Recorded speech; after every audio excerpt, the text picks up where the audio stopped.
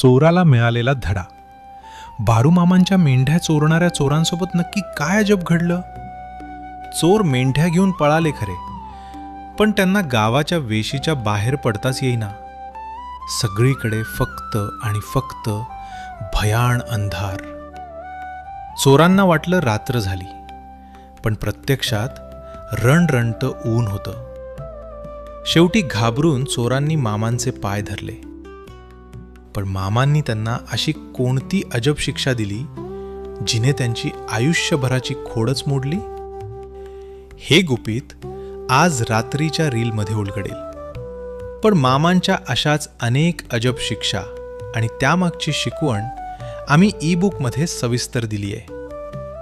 ही दुर्मिळ माहिती वाचण्यासाठी तुमची मोफत नोंदणी आत्ताच बायोमधील लिंकवरून पूर्ण करा. बाळूमामांच्या नावानं चांग भळक.